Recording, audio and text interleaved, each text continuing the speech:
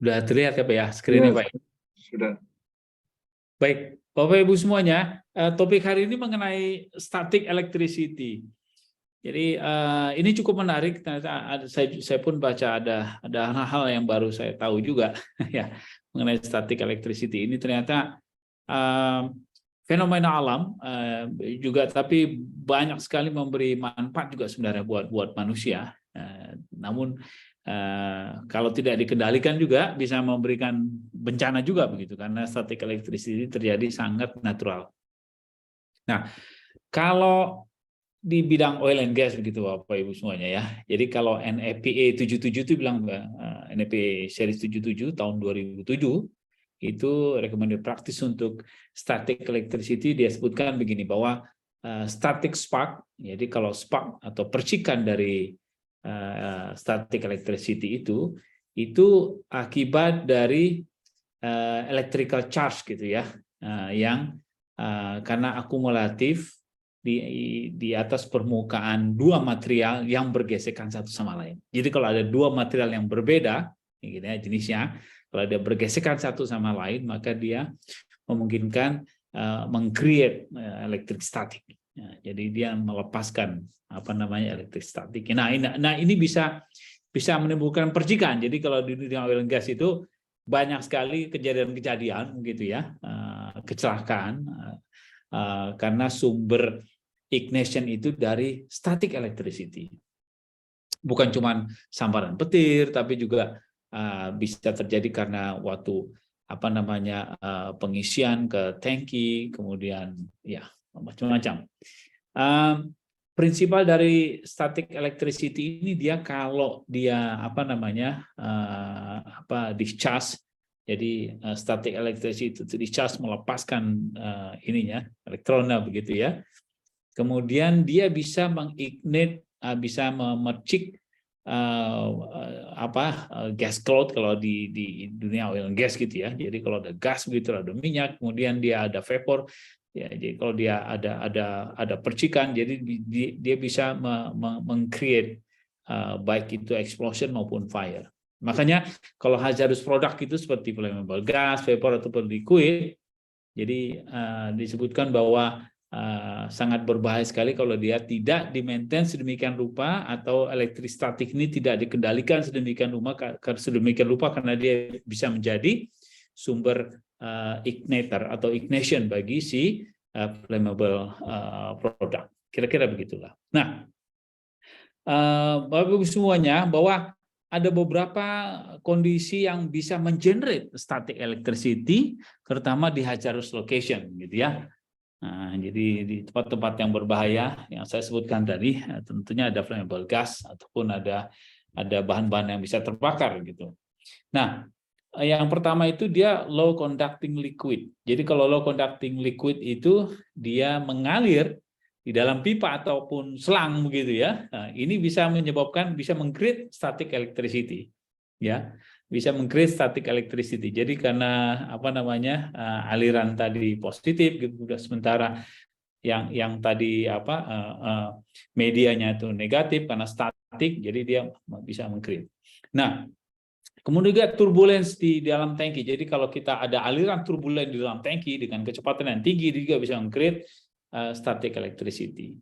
Kemudian tank truck. Jadi kalau Bapak Ibu lihat kalau di jalan raya itu ada mobil tangki gitu, mau bawa bahan bakar, ya. Ini karena rodanya kan tentu rubber, ya, rubber tire. Nah, si rubber ini dia bisa meng-create static electricity karena gesekannya dengan aspal ya.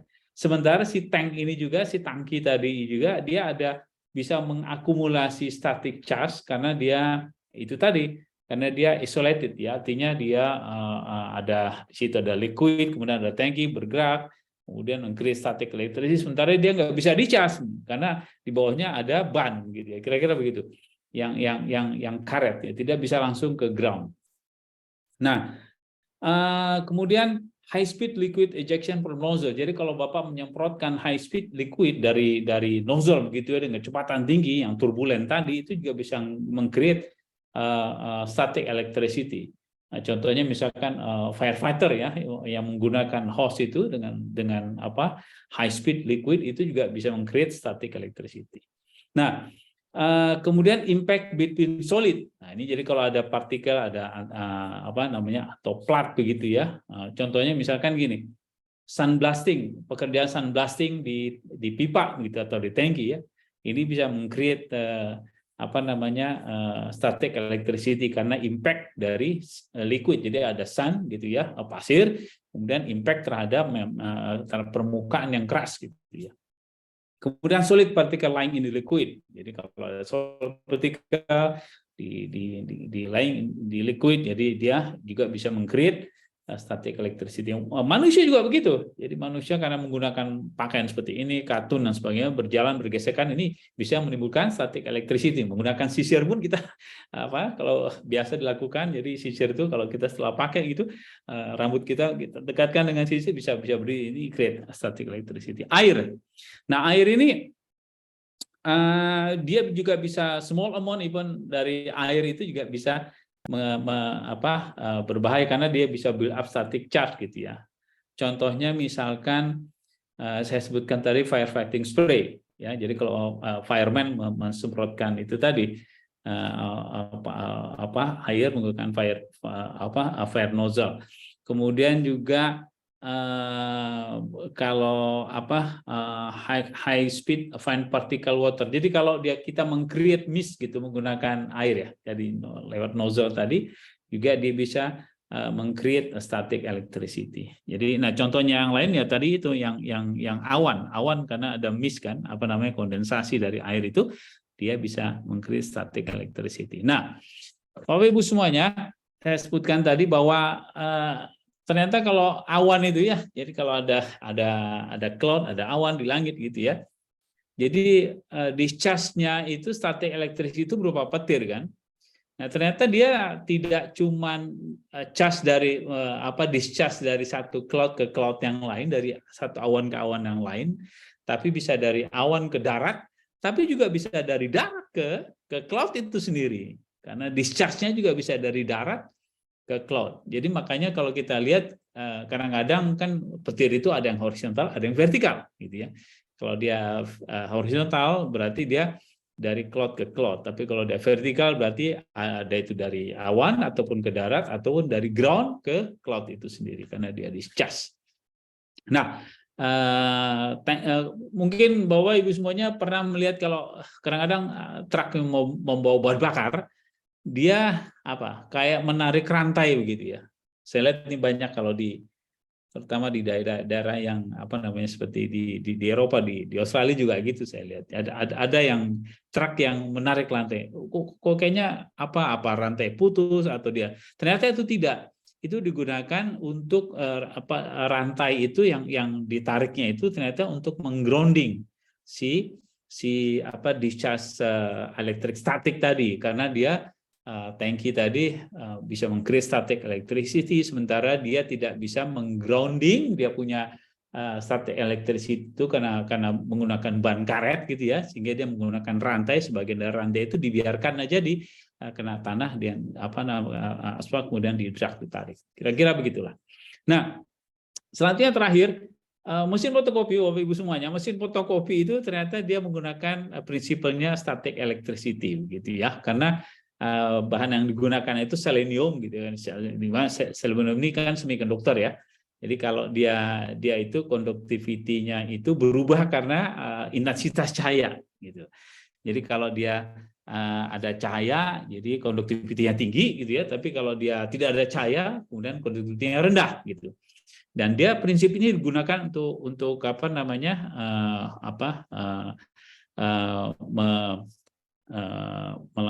menarik atau partikel dari tinta itu ya karena dia dengan positif charge tadi dengan positif charge tadi dari powder dan tinta itu attract ke drum itu ya. Jadi kalau dia pas ada cahaya gitu ya, kemudian kalau tidak ada cahaya kemudian dia hilang sehingga waktu drum ini berputar kemudian dia bisa mengabsorb tinta itu kemudian mengcopy bahan yang akan kita fotokopi. Kira-kira demikian.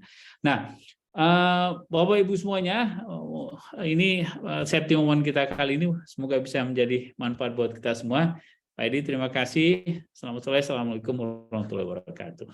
Waalaikumsalam warahmatullahi wabarakatuh. Terima kasih Pak Eldiasa atas penyampaian safety moment-nya. Kita lanjutkan dengan acara pokok kita yang akan disampaikan oleh Bang Amin Yahya. Tapi kami persilakan Bang Amin. Terima kasih.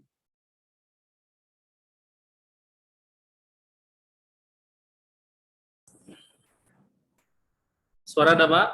Sudah. Oke. Terdengar suaranya Pak? Sudah terdengar. Oke, siap Pak. Oke, berapa lama saya Pak? Ini sharing-sharing aja nih Pak. Ya, presentasi sekitar 50 menit, lanjutannya jawab. Oh. Oke, siap Pak. Bismillahirrahmanirrahim. Assalamualaikum warahmatullahi wabarakatuh.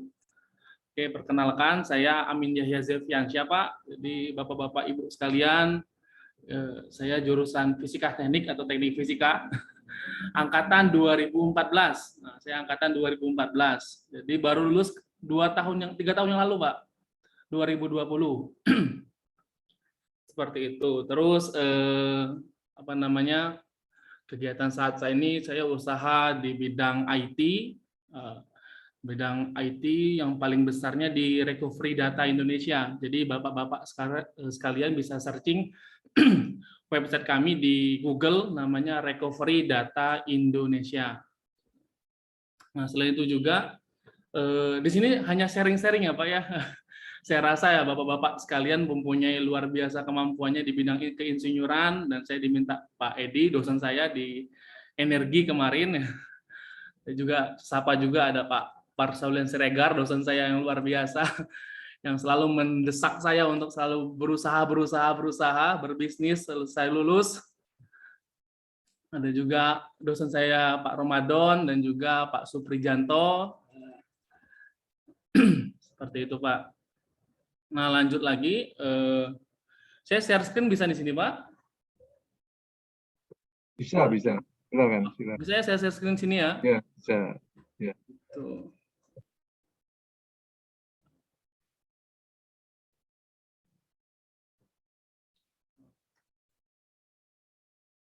Jadi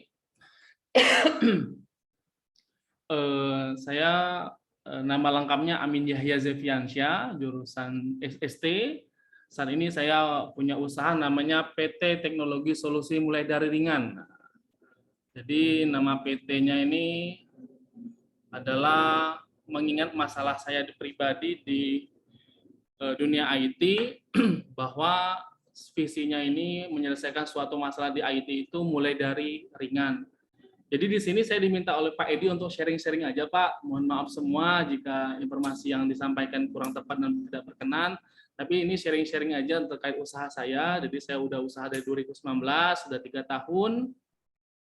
Terus semenjak kuliah, terus juga sebagai biodata saya pribadi, saya ditinggal di Mitra Dago Pak. Jadi kalau Bapak-bapak tinggal di Bandung, saya tinggal di Komplek Mitra Dago Parahyangan. Mitra Dago Parahyangan itu bisa saya searching di Google, itu bisa kelihatan Pak ya, sharing screen sini ya.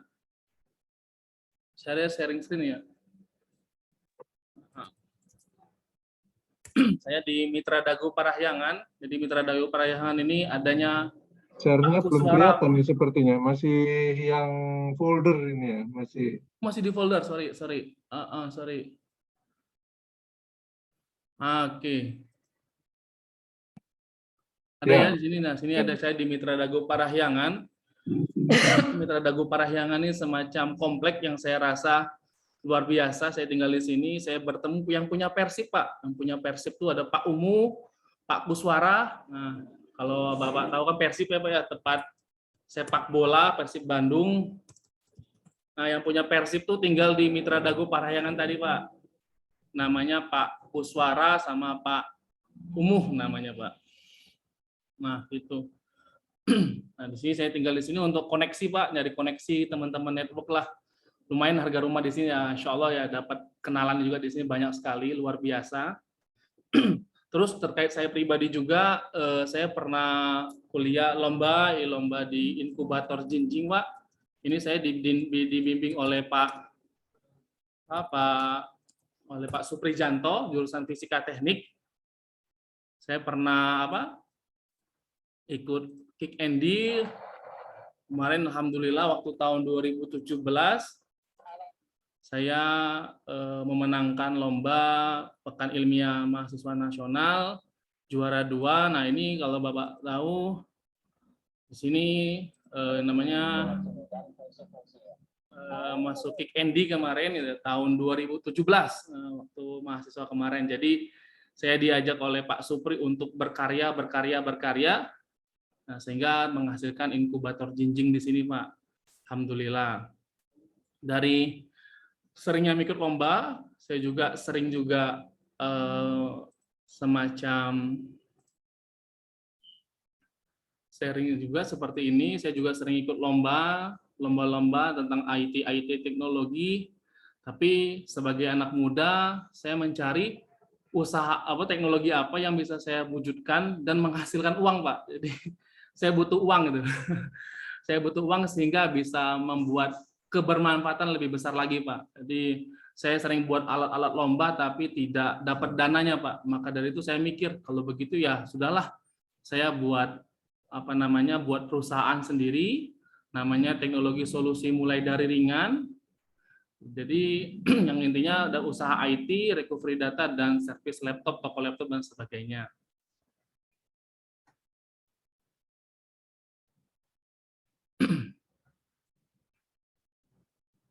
Lanjut.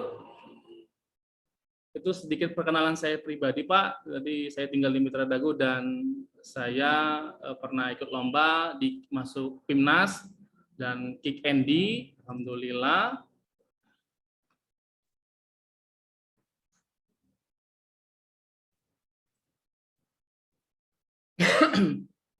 Kembali lagi di Bang Amin IT. Seperti itu cerita saya. Lanjut lagi, perusahaan Bang Amin IT ini alhamdulillah saya punya karyawan 30-35 orang. Per orang kita ada gaji UMR minimal, jadi total pengeluaran perusahaan saya secara fixed cost atau investasi sebesar 150 jutaan untuk karyawan. Dibagi-bagi rezeki, Pak, ceritanya seperti itu. Lanjut lagi, di Bang Amin IT ini, kenapa namanya Teknologi Solusi Mulai Dari Ringan, Pak? Jadi kan saya diminta Pak Edi untuk sharing-sharing, Pak. Kenapa sih ceritanya seperti itu, gitu. Jadi berawal, kita sharing sebentar, di gambar, oke, udah benar. Oke, di sini. Jadi pada dasarnya saya usaha dulu tuh laptop saya kena air, Pak. Jadi laptop saya kena air. Jadi saya bingung waktu itu, saya ingat banget waktu saya kuliah di mata kuliah Pak Dedi, mata kuliah metode pengukuran. Saya ingat banget laptop saya kena air nama ujian. Terus saya bingung gimana mengatasinya gitu. Jadi ternyata laptop kena air seperti ini ada 3 solusi yang ringan, Pak. 3 solusi yang ringan. Bagaimana cara mengatasinya? Nah, iklan sebentar. Laptop kena air itu ada 3 solusi, Pak, secara ringan itu. Pertama, laptopnya ini nanti kita bongkar semua. Jadi seperti ini. Jadi ini bentuk mesin laptop, Pak. Pada dasarnya mesin laptop seperti ini. Ini mesin laptop, kita bongkar semua dalam satu unit laptop, kita bongkar seperti ini. Terus kedua, laptopnya kita siramin pakai thinner, Pak, ternyata, Pak. Jadi mesin laptop tadi kita siramin pakai thinner. Lanjut lagi, berikutnya dioles-oles thinnernya. Dan yang ketiga adalah kita keringkan, kayak kipas angin. Sehingga laptopnya berfungsi kembali. Kenapa? Kemarin saya waktu pertama kali usaha itu laptop saya kena air ini. Nah, saya berawal 2017, saya kaget kok laptop kena air saat nugas, langsung kena tembak harga 900.000. Saya rasa ini mahal sekali bagi saya waktu mahasiswa kemarin. Dan ternyata dengan 3 langkah kemarin, saya dapat menyelesaikan laptop yang kena air tadi bisa berfungsi dan itu modalnya hanya sampai 100.000 nggak nyampe gitu loh. Tekniknya seperti itu gitu. Atas dasar itulah saya pribadi membuat perusahaan namanya Teknologi Solusi Mulai Dari Ringan atau PT TSM. Jadi ngikutin kayak Transmart Studio seperti itu. Jadi fokusnya mulai dari ringan. Jadi apapun masalahnya kita kejar mulai dari ringan. Kasus apa aja yang bisa kami teratasi kemarin banyak sekali Pak. Jadi kita kejar sekali menebar kebermanfaatan Pak.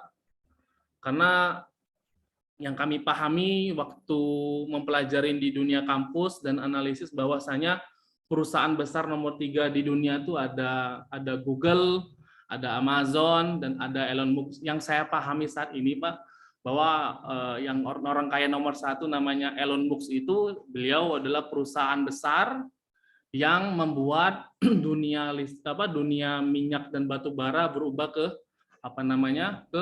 dunia elektrisi yang lebih baik lagi. Jadi dia menebar kebermanfaatan dari kerusakan alam. Yang kedua, saya ingat namanya Amazon atau Jeff Bezos yang mempunyai perusahaan yang jual seperti Tokopedia, Shopee, Bukalapak. Dulu kalau kita beli alat-alat ke luar negeri harganya tinggi sekali. Saat ada Amazon harganya banting sekali. Jadi kita tahu harga pasar dan harga itu. Jadi Jeff Bezos atau Amazon ini memberi kebermanfaatan dari harga yang lebih murah gitu dan lebih pas harganya. Dan yang ketiga tadi ada Google atau Bill Gates yang notabene mereka ini adalah membuat bukan Google, Bill Gates, Larry Page. Mereka yang membuat kita searching apapun pakai Google gitu. Kita searching apapun pakai Google gitu. Jadi di Bank Amin IT sendiri, PT TSM ini, kita punya prinsip seperti itu Pak, menebar kebermanfaatan mulai dari ringan. Ini penjelasan saya terkait pribadi sudah, tentang saya tinggal di mana udah, terus ini cerita sharing-sharing dasar dulu saya buka usaha ini seperti apa. Ketiga, keempat ya saya juga di PT TSM ini ada sekitar 30-40 orang dan umur saya masih 27 tahun Pak. Jadi ya saya masih berusaha lah untuk membangun bisnis makin besar lagi. Tapi tentu menebar kebermanfaatan ini Pak. Jadi kita tuh seolah-olah lagi dikejar-kejar oleh uang Pak kalau saya menebar kebermanfaatan Pak. Nanti saya akan berikan contohnya Pak. Yang kelima nanti saya akan berikan contohnya. Yang keenam tadi saya sudah jelasin network saya kejar tinggal di Mitra Dago Parahyangan yang notabene yang punya Persib Pak, Pak Kuswara sama Pak Umuh. Jadi kalau Bapak bisa searching tadi ya, bisa di searching di Google ya. Jadi ada Pak Kuswara sama Pak Umuh di searching di Google untuk saya dapat kenalan lah. Seperti itu Pak. Lanjut lagi Pak. Nanti kedepannya nanti saya akan kasih semacam prospek juga jika bapak-bapak di sini yang mau kerjasama juga khususnya di bidang recovery data, nanti saya akan informasikan bahwa penyelamatan data, hard disk, server dan sebagainya itu sangat dibutuhkan di Indonesia dan saya lihat pemainnya masih sedikit gitu loh. Jadi mau kerjasama dengan perusahaan saya juga silahkan seperti itu Pak. Nah, saya akan lanjut lagi ke bahasan berikutnya terkait contoh-contoh saya menebar kebermanfaatan Pak. Nah, saya cuplikan gambar-gambar saja, Pak.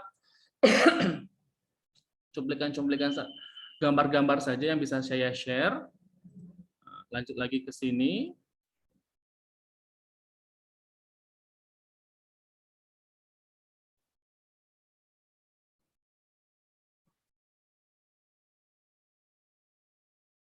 Nah, jadi cerita pertama dari itu ada konsumen Pak, di konsumen saya laptopnya mati Pak, laptop Asus seperti ini. Dia sudah datang ke 4 toko Pak, ke 4 toko laptop untuk memperbaikinya. Laptop ini harganya 4 juta, dia sudah ke 4 toko dan dia diminta seharga 3 juta Pak. Dan kita datang ketemu mereka, ketemu yang punya laptop, dan diminta apa sih masalahnya gitu loh. Dia sudah datang ke sekolah, kita datengin, Pak, ini kenapa Pak laptopnya? oh ya laptopnya mati, saya sudah ke tempat toko, harga laptop saya 4 juta, disuruh ganti mesin seperti ini yang digambar Google ini, harganya 3 juta. Nah, kami punya SOP tadi Pak, SOP kami servis ringan menengah tadi Pak, yang mulai dari ringan tadi. Kita punya akad di awal, harga akadnya 1 sampai pengerjaan 1 sampai 3 hari, kegiatannya 1 sampai 7 langkah, dan biayanya 100 sampai 350.000. Kita konfirmasi di awal. Sudah kita informasikan terkait harga seperti itu, dan kita terima laptopnya, kita perbaiki, dan alhamdulillah yang diganti cuma baterai CMOS Pak. Jadi ini adalah baterai CMOS. Ini laptop, mesin laptop ini. Yang diganti ini adalah baterai CMOS Pak. Jadi baterai jam Pak. Baterai jam tangan kita Pak. Jadi bapak-bapak sekalian yang punya jam tangan, ibu-ibu sekalian yang punya jam tangan pasti yang mempunyai baterai namanya baterai CMOS Pak. Jadi baterai CMOS ini diganti yang harganya 3.000 dan alhamdulillah laptopnya nyala Pak. Laptop tadi yang mati minta diganti mesin harga 3 juta, hanya ganti baterai CMOS ini harga 3.000 Pak. Gitu. Jadi itu sudah kita informasi ke konsumennya, kita kena biayain ke konsumennya sebesar 300.000. Jadi konsumennya dari tawaran 4 toko tadi harga 3 juta, jadi 300.000 Pak. Masya Allah, ini murah banget Pak. Jadi dari 3 juta ke 300.000 itu sebesar 2,7 juta Pak. Jadi besar sekali nih potensi usaha IT ini, karena saya melihat ada masalah di sini Pak. Jadi sudah ke 4 toko tadi. Ini juga bagi saya mengerikan ini. Satu sisi ya, saya merasa saya ingin menebar kebermanfaatan lebih besar lagi dengan cara seperti ini. Dengan cara servis ringan menengah atau mulai dari ringan tadi. Ini baterai CMOS Pak. Itu ganti ini beres Pak. Jadi bayangin Pak, kalau kita bapak-bapak sekalian kalau punya prinsip bisnis ya, apalagi nanti kalau punya buat perusahaan kedepannya juga, kalau misalkan saya tidak mikir tentang ide mulai dari ringan tadi, dengan cara ganti mesin, harganya 3 juta Pak, kalau misalnya harga mesin itu modalnya 2 juta, satu konsumen dia dapat 1 juta bersihnya Pak. Bayangin kalau konsumennya 10 Pak, 10 juta Pak, 10 juta kali 30 udah 300 juta bersihnya Pak. Jadi ya, besar sekali Pak. Kalau misalkan saya pribadi, kami PT TSM membiarkan ini terjadi berulang kembali, karena bahaya sekali jika harganya mahal sekali seperti ini Pak. Maka dari itu kita tekankan servis ringan menengah untuk laptop Pak, yang harganya 3 juta tadi jadi 300.000 aja. Jadi dia hemat 2,7 juta. Seperti itu. Lanjut kisah berikutnya, jadi saya juga ada kasus berikutnya, ini ada kasus MacBook. Nah, saya masukin lagi di share sini. Kelihatannya ada gambar MacBook ya Pak ya? Aman ya? Nah, ya, ada. Nah ini gambar MacBook harga 19 juta Pak. MacBook harga 19 juta. Nah harga 19 juta ini Pak. Nah MacBook-nya kalau kita buka 45 derajat seperti ini, MacBook-nya hidup. Tapi kalau kita buka MacBook-nya seperti ini, seperti di gambar ini, kelihatannya gambarnya MacBook-nya kebuka, ini MacBook-nya mati Pak. Harga MacBook ini 19 juta Pak. Nah dari MacBook 19 juta ini, dia sudah ke 3 toko untuk mencari tahu solusinya seperti apa. Kok bisa MacBook yang dibuka 45 derajat ini hidup, terus kita buka 90 derajat layarnya mati. Terus dia sudah ke 3 toko, baik itu toko-toko di Bandung, ada namanya Baltos, BEC, Jaya Plaza, dan sebagainya, diminta harga ganti LCD sebesar 13 juta. Besar Pak, 13 juta Pak, satu MacBook ini Pak. Ganti LCD sebesar 13 juta Pak. Kami kaget ya, terus ini ceritanya kokoh-kokoh ya, datang ke kami, ke kantor kami, ke toko kami, ke workshop kami, dia mengeluhkan ingin ganti LCD. Waktu ganti LCD, dia ceritakanlah tadi, MacBook-nya kalau dibuka 45 derajat, MacBook-nya hidup, kalau 90 derajat, MacBook-nya mati seperti ini. Ganti LCD harganya berapa? Kalau dibilang berapa harga ganti LCD, ya kita bilang juga harganya juga 13 juta. 13 juta besarnya harga MacBook 20 juta, 13 juta ini. Tapi kita tanyain kenapa? Nah, tadi kasus 45 derajat dan kasus 90 derajat tadi. Nah, ini gambar LCD-nya. Nah, ini LCD MacBook yang harga 13 juta. Jadi lumayan harganya ini. Nah, ini MacBook-nya LCD-nya harga 13 juta. Terus kita bilang, oke, kita lakukan servis, kegiatan servisnya, kita servis dengan harga 10% dari harga MacBook-nya, yaitu harganya tadi 19 juta, jadi sekitar maksimal 1,9 juta. Dengan kegiatan tadi, SRM, servis ringan menengah, kita mulai dari ringan. Jadi kalau kita tuh kejar menyelesaikan suatu permasalahan mulai dari ringan. Jadi yang gampang-gampang dulu aja yang kita selesaikan. Jadi kita nggak overthinking, wah ini masalahnya berat, masalahnya besar, masalahnya bahaya. Kita punya prinsip tadi, apapun masalah IT, kita mulai dari ringan. Kita mulai dari ringan tadi. Jadi kita informasikan ke Kokoh tadi, Kokoh, MacBook-nya ini harga 19 juta ini, kita lakukan servis ringan menengah. Kegiatannya 1-7, yang kedua tadi harganya maksimal, minimal 1 juta sampai 1,9 juta, kegiatannya 1-3 hari. Kokoh berminat atau tidak? Dia bilang, oke, berminat, silahkan eksekusi. Jadi kalau misalkan harganya di luar 1,9 juta, kita akan konfirmasi lagi. Ternyata yang rusak, ini bisa saya zoom in lagi, semoga kelihatan. Kenapa saya pakai gambar, biar bisa zoom in seperti ini. Yang rusak ini adalah bagian LCD panel ini, Pak. Nah, ini namanya LCD panel gate, di sini nih, yang kecil ini.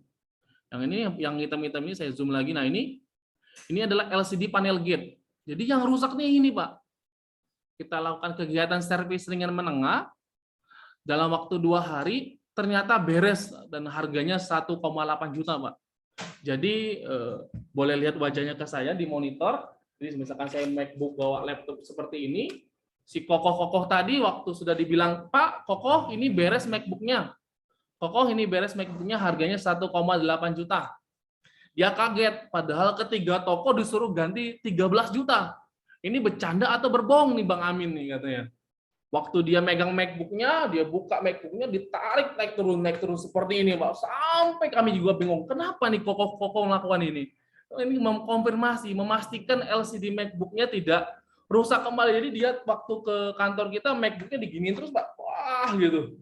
Ini bener aman gitu. Padahal saya ketiga toko kemarin disuruh ganti LCD harga 13 juta gitu.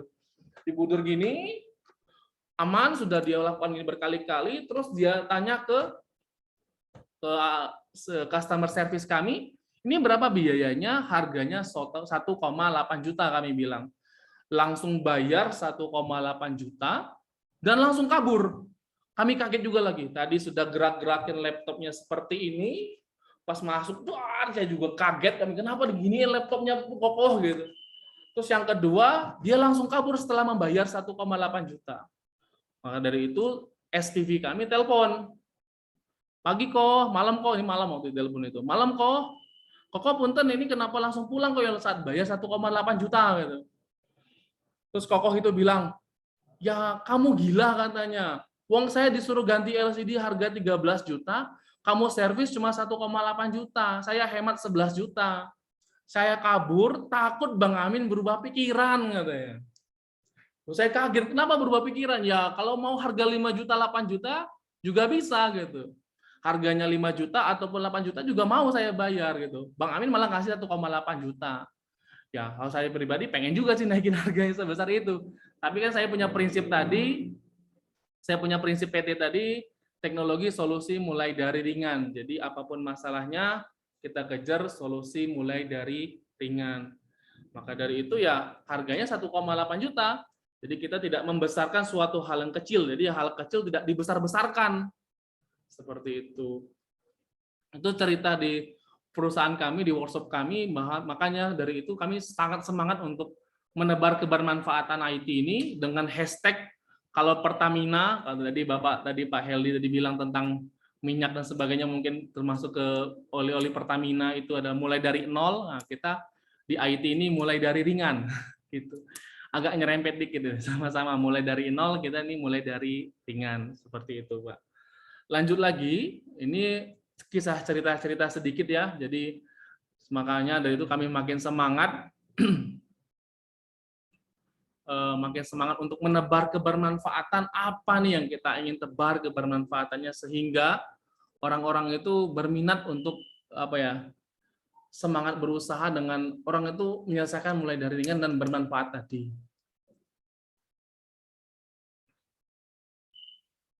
Itu lanjut lagi. Nah, saya akan melanjutkan lagi tentang tips memilih workshop service harddisk ya Pak. Jadi saya cerita dikit tadi bahwasanya saya usaha di bidang tidak hanya laptop. Bagi saya ini perusahaan besar saya tentang Recovery Data Indonesia. Saya sudah melakukan transaksi ratusan juta untuk TSM ini dan alhamdulillah di umur 27 tahun. Bagi saya pengalaman luar biasa bagi saya secara pribadi bahwa ternyata harga data ini sangat mahal dan butuh penyelamatan. Dan saya juga ini belajar dari mana kalau menyelamatkan data ini? Ya belajar dari lingkungan dan pengalaman orang-orang gitu. Jadi saya tuh selalu sering banget waktu di kampus inget banget ya kalau diskusi terkait untuk memecahkan masalah tuh saya diskusi sama Pak Saulian, ini gimana Pak, ini gimana Pak, itu selalu ditantang, ya harus kerjain, kamu kan engineer, kamu harus menyelesaikan masalah gitu. Cari solusinya, penekanan itu terus yang sehingga saya tidak mudah menyerah untuk menyelesaikan masalah. Terus lagi saya dituntut oleh Pak Kadarsya ya, saya kenal sekali Pak Kadarsya, jadi waktu itu rektor kita tahun 2000 berapa saya lupa, waktu saya masih kuliah itu masih rektor beliau itu, dia bilang ya lulusan ITB harus membuat perusahaan, harus menjadi entrepreneur university gitu. Jadi dari itulah saya berasa ya saya termotivasi sekali untuk membuat perusahaan yang alhamdulillah ada 30-40 orang yang bekerja bersama kita, mulai dari banyak divisi, terutama yang paling besar di kita adalah Recovery Data Indonesia. Seperti itu. Nah, kalau misalkan di searching, bisa di searching di website kita, Recovery Data Indonesia.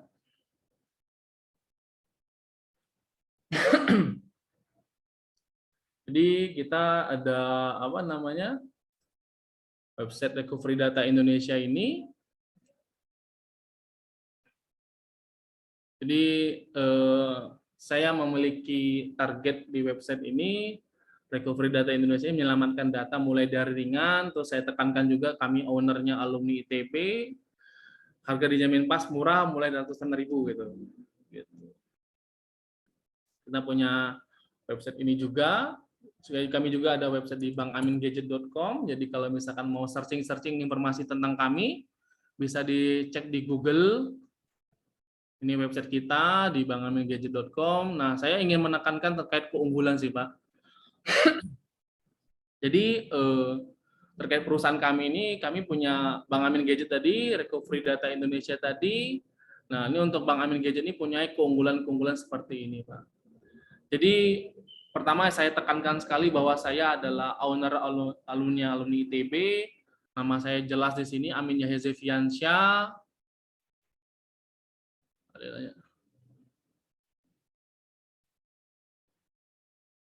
Nah, jadi saya tekankan dari keunggulan Pak. Di sini keunggulan objektif Pak. Jadi saya ada dapat sharing dari mentor saya di Facebook. Saya punya guru ya, guru bisnis ya.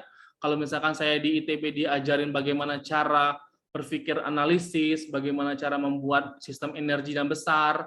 Untuk mentor saya ada mentor namanya Arif Setiawan Kiming ini. Ini mentor saya, dia adalah dokter termuda engineer di Indonesia. Jadi umur 25 tahun beliau sudah S3. Bapak-bapak juga bisa searching di sini. Saya merasa semangat saya untuk berbisnis ini adalah dari beliau ini. Beliau ini S1-nya di UGM, S2-nya di Jepang di Tokushima. Nah, ini orangnya, Pak. Jadi saya kalau belajar bisnis ke sini, Pak. Kalau mau sharing-sharing bisnis bagi saya pribadi untuk saya menjadi luar biasa, saya belajar namanya Dr. Eng Arif Setiawan STM Eng ini. Saya belajar bisnis ke beliau ini dan beliau adalah memegang rekor muri dokter termuda umur 25 tahun jadi. Umur 25 tahun dokter termuda di di rekor muri gitu. Jadi rekor muri kalau kita searching rekor muri jadi apa namanya? Nah, ini rekor muri beliau ada rekor muri yang bisa di searching di Google. Beliau rekor murinya jelas bahwa beliau dapat dari negara Indonesia, jadi sebagai dokter termuda umur 25 tahun. Nah, ini rekor murinya, Pak. Nah, ini, Pak. Jadi saya belajar bisnis juga harus cari tahu siapa benar-benar mentor ini, Pak. Apakah orang ini benar-benar berbohong, atau kalau di anak-anak generasi Z itu, Pak, penjual ludah, atau orang-orang yang cuma bisa ngomong doang motivasi bisnis tapi tidak pernah punya pengusaha. Nah, kalau mentor saya ini namanya Pak Arif Setiawan Kiming. Nah, beliau ini punya rekor muri nomor 25 tahun sudah S3. Saya sangat berterima kasih sekali sama beliau, karena beliaulah yang membuat saya semangat untuk berbisnis, dan alhamdulillah bisa sebesar ini, seperti itu. Nah, saya diajarin namanya keunggulan objektif, Pak. Nah, ini keunggulan kami, Pak. Jadi keunggulan objektif ini sharing-sharing aja ya, Pak Edi ya, punten Pak, gitu.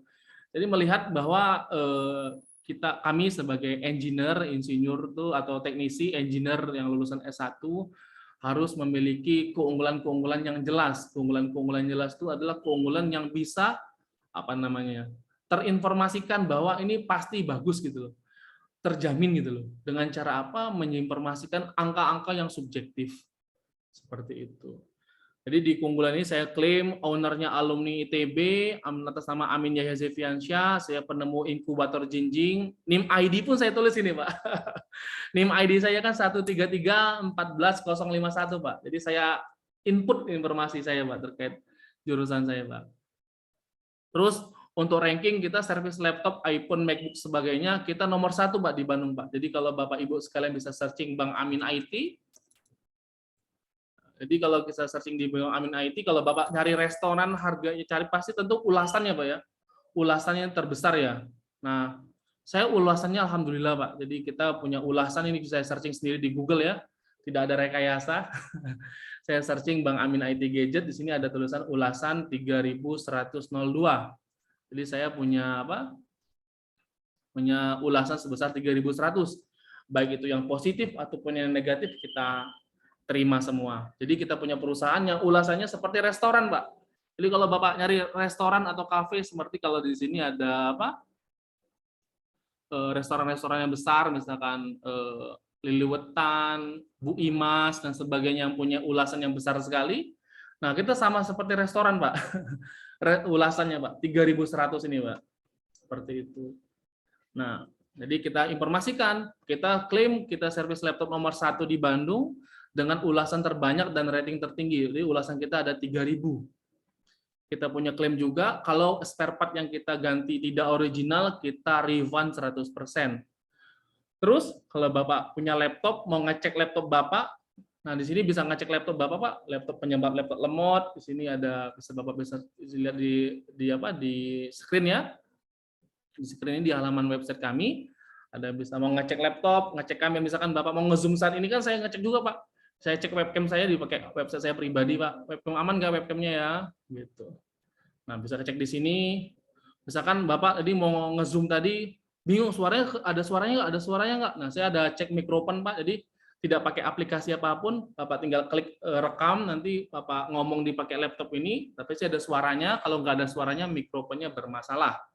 Jadi kita bisa ada aplikasi pengecekan semua, Pak. Speaker, webcam, mikrofon, keyboard, bahkan ketahanan baterai pun juga ada, layar laptopnya. Jadi kalau Bapak mau ngecek kecepatan internet, di rumah Bapak ada berapa lama kan ya?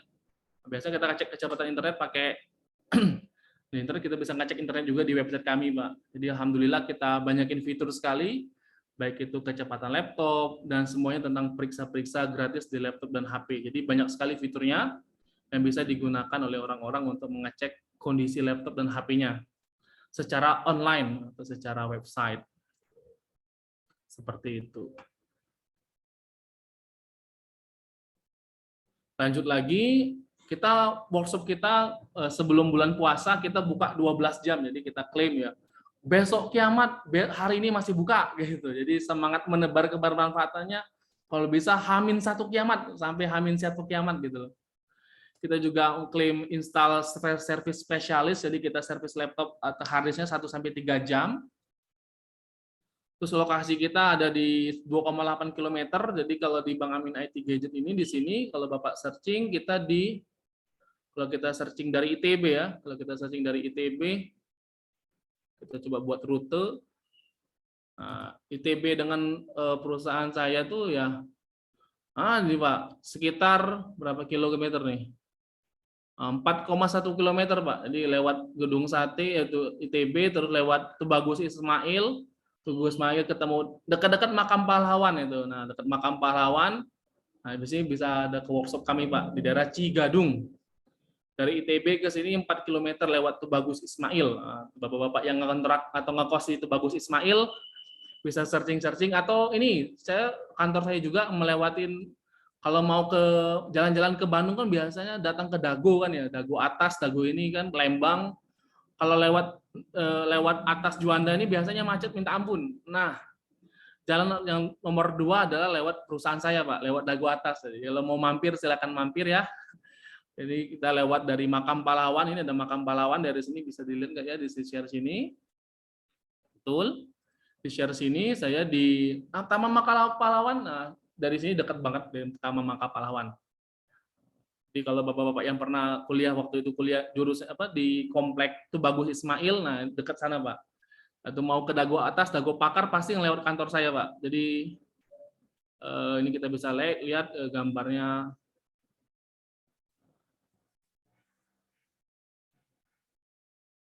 Gini. Nah ini Pak, di sini gitu Pak. Di Bang Amin IT Gadget ini Pak, di sini kita tokonya Pak. Pasti yang lewatin jalan besar sini Pak. Lanjut lagi ya, kita kalau servis laptop ataupun IT ataupun recovery data, kita langsung tembak konfirmasi akad di awal. Biayanya untuk laptop ini 100 sampai 250.000 atau maksimalnya 10% dari harga laptop secondnya saat ini. Kita deal dulu di awal, nanti kalau harganya di luar ini kita akan konfirmasi. Seperti itu. Terus lanjut lagi kita punya jam terbang, kita kejar sekali ada jam terbang. Dari Ciamplas masih jauh Mas, dekat lah Mas. Di Ciamplas Pak masih 6 km Pak, aman Pak. Seperti itu Pak. Seperti itu. Ini website kami.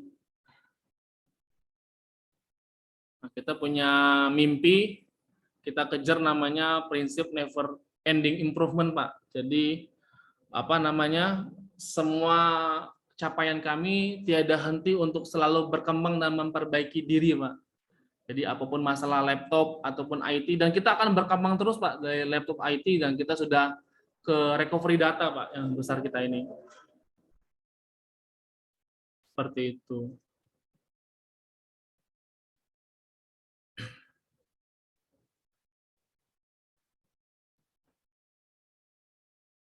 Jadi lanjut lagi, pembahasan terakhir 5 menit lagi mungkin.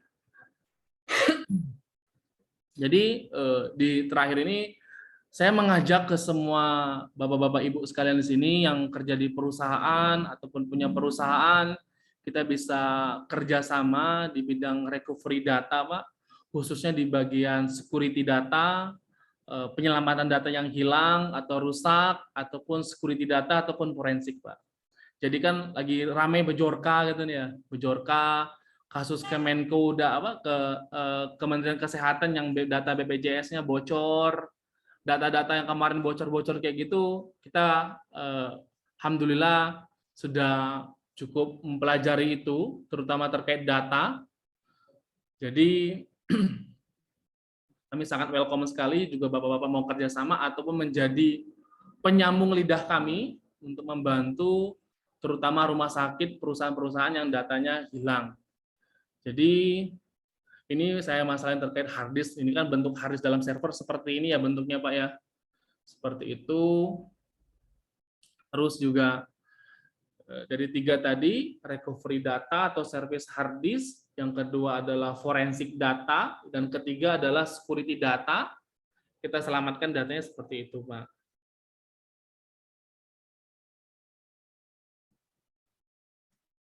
Lanjut lagi, apa yang membuat Bapak bisa mau bekerja sama-sama kami? Pertama ya tadi, kita punya website Recovery Data Indonesia, jadi untuk penyelamatan data Pak, ternyata alumni Bapak ataupun sealma mater Bapak, Pak, terkait penyelamatan data, Pak.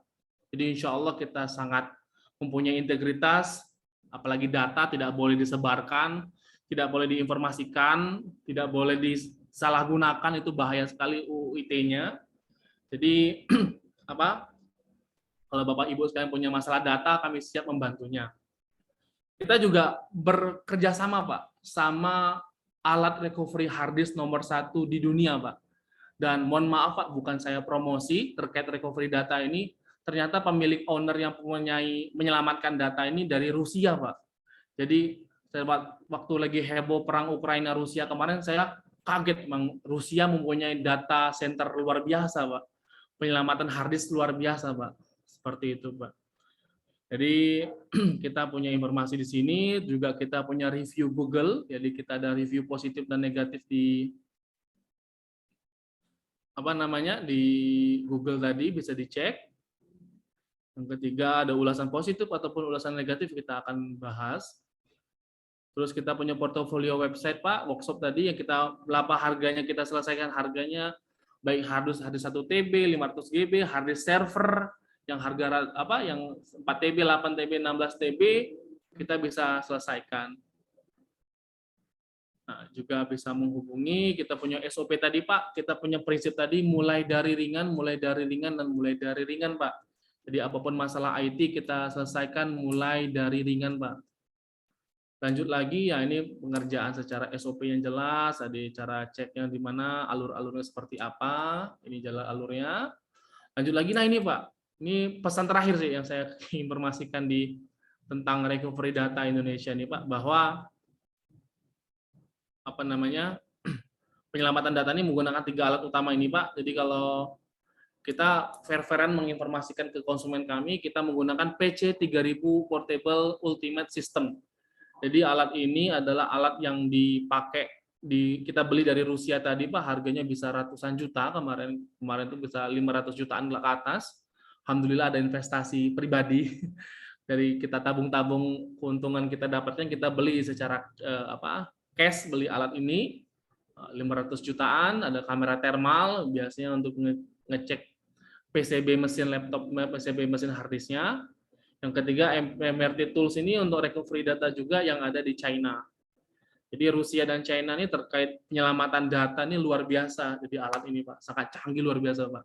Saya juga mempelajari alat ini, juga bisa seminar ke luar negeri Pak, ke Turki kemarin juga. Bahkan ada juga ngajakin seminarnya di Israel Pak. Masya Allah. PR juga saya pikirnya mau ke Israel ngapain nih mempelajari recovery data ini. Seperti itu.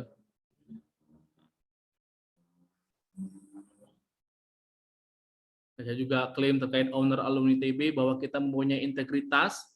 Saya sangat sayangkan sekali, banyak sekali punya perusahaan, orang-orang punya perusahaan workshop service harddisk dan recovery data, tapi tidak menjamin datanya aman, Pak. Jadi jaminan privasi data itu sangat penting sekali. Dan alhamdulillah alma mater Bapak, saudara Bapak atau adik tingkat Bapak, adik atau kakak adik kelas, ya, adik kelas Bapak, kita mempunyai perusahaan recovery data Indonesia seperti ini. Dan lanjut lagi, nah ini website kita yang bisa dikunjungin. Kita juga ada recovery data Indonesia, ada juga websitenya Bureau Data Solution. Kita kerjasama dengan Belanda Pak untuk nyelamatin data, terutama data-data yang berat, data-data yang sulit masalahnya kita kerjasama sama Belanda. Jadi ITB dari Belanda, yang ini juga dari Belanda, kerjasama untuk menyelesaikan data di Indonesia dan internasional. Seperti itu. Ini websitenya bisa dikunjungin Pak, jadi di searching di Google data-data website kami, sehingga bisa dicari informasinya.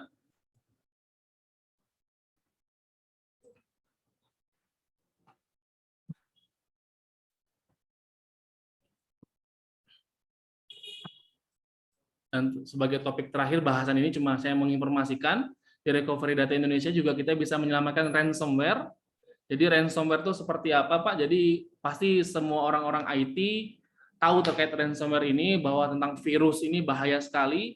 Jadi seperti data terkunci. Jadi kata arti bahasa Inggris ransomware ini adalah ransom. Ransom itu tebusan. Jadi banyak sekali hacker-hacker Yang kemarin kasus phishing kemarin tuh ya, ada kasus di kompleks saya Mitra Dago tuh informasiin ke saya, Bang Amin ini gimana nih? Ada link-link JNE, JNT yang lagi heboh kemarin. Nah itu kan link phishing ya, lagi heboh oleh para hacker untuk mengambil uang orang dari menggunakan link-link seperti itu. Jadi tidak hanya secara personal, yang virus-virus seperti itu juga ngarah ke perusahaan, dan banyak sekali ransomware ini masuk ke rumah sakit, ke perusahaan-perusahaan tambang yang terutama dia ada data-data pentingnya dihack oleh menggunakan ransomware, jadi semacam datanya terkunci seperti itu. Jadi datanya terkunci seperti ini gambarnya, intinya gambarnya di laptopnya itu, data yang dalam laptop itu atau server itu dikunci oleh hacker gitu. Nah, ini anggap aja seperti hacker seperti ini. Nah, seperti itu. Dan kegiatan tekniknya adalah melakukan namanya kriptografi. Jadi ini lagi kriptografi ini adalah kegiatan penyelamatan data yang terkunci. Data yang terkunci tadi yang saya bilang tadi ada gambarnya seperti ini, terkunci. Ini lambang tengkoraknya bukan fisika teknik ya. Tapi lambang hacker ya. Lambang hacker, terus ya kegiatan kriptografi teknik ini lagi masif sekali di luar negeri, khususnya MIT, terkait kriptografi ini untuk data yang terkunci tadi oleh hacker, terus diselamatkan atau di encrypt itu, di decrypt itu. Jadi intinya ransomware itu adalah Bapak membuka folder di gambar, membuka dokumen itu tiba-tiba nggak bisa. Biasanya ada kode di belakangnya, intinya datanya terkunci. Dan ini masalah sekali, permasalahannya sudah levelnya dari internasional. Dan alhamdulillah kita sudah pernah bertransaksi untuk menyelamatkan data ini, dan kita bisa melakukan kegiatan encrypt dan decrypt pada level-level tertentu. Itu aja Pak yang bisa saya sampaikan Pak, sharing-sharing hari ini Pak. Mohon maaf atas kata-kata yang tidak tepat, tidak benar di sini ya. Saya diminta untuk melakukan sharing perusahaan saya seperti apa yang saya kerjakan dan sebagainya. Ini yang bisa saya sampaikan, itu saja. Silakan Pak, saya kembali lagi ke Pak Edi untuk kelanjutannya. Baik, terima kasih Bang Amin atas penyampaian paparan pengalaman sharing dari waktu mahasiswa sampai sekarang ya, penyelamatan data, maksudnya banyak pahalanya ini Bang Amin. Kita lanjutkan dengan sesi berikutnya ya. Ini kalau ada pertanyaan-pertanyaan silakan ditulis di Facebook ya. Ini ada dari Pak Effendi P. Sitanggang ya, ini tadi yang menanyakan nomor kontak kalau nggak salah ini ya. Ini dari Manado, ternyata jauh nih Pak Effendi, ini Manado ini. Bang Amin, kita ini ada yang dari Manado. Kita di Bandung ya. Oh ya, ini tadi kirain dari Ciampelas cuma 7 kilo ya. Ini dari Effendi ya, ini ada 3 laptop saya terkategori rusak, mati total. Saya bawa ke servis laptop, selalu saja mereka bilang motherboardnya harus ganti. Dan harganya bersama dengan beli laptop baru, mereka bilang. Ini dari betul Pak, itu kejadian sering Pak itu Pak, kejadian ganti laptop mati, juru ganti baru, harganya harga kayak laptop baru, padahal rusaknya cuma resistor ya, kayak diajarin oleh Pak Supri ya. Waktu mata kuliah medan elektromagnetik, ganti resistor, ganti kapasitor, beres ya. Ya. Oh ini dari Pak ini Effendi tadi ya, Pak Effendi P. Sitanggang tadi. Cuma tanyain Bu, apakah sudah ada cabang usaha di Jakarta or Tangerang bagi kami yang ada di Manado bagaimana ini? Nah, ini kalau kerjasama tadi ya. Ya masih di Bandung kita saat ini Pak, kita. Enggak, maksudnya kalau ada mungkinkah gitu kan ya, ada cabang-cabang yang mungkin, atau mungkin tadi kan menawarkan kerjasama itu kira-kira bisa nggak itu kayak Indomaret atau Alfamart gitu, tersebar di seluruh Indonesia gitu loh, tidak hanya di Bandung. Itu apa yang terpikirkan oleh Bang Amin? Seandainya gimana Pak? Misalkan ini kan banyak pengalaman, ternyata solusinya mulai dari sederhana. Ah, Ini kan itu kan banyak, terus yang penasaran gimana ya kalau ini saya di Indonesia Timur, Manado gitu kan. Nah, ini kan mungkin diajari sebentar gitu kan sama Bang Amin ya. Nah, itu kan apakah mungkin gitu kan terus berkolaborasi tidak hanya bisa. saja gitu kan. Nah, ternyata Hmm. jawabannya bisa itu loh. Pak Fendi silakan ini katanya bisa juga ini. Nanti banyak ini loh ngontak ke Bang Amin ini. Lumayan, lumayan. Gitu. Kalau insya Allah lah kalau terkait yang kerjasama tadi ya kita lagi proses pembakuan SOP dan itu. Kalau terkait investor pun kita sudah ada beberapa yang mau investor tapi kita tahan dulu untuk terima karena ya kita ingin melakukan pembakuan SOP dan sistem sehingga Hmm, sudah benar-benar baku untuk diduplikasi atau diduplikat gitu kita bisa melakukan kerjasama di sana. Oke, baik.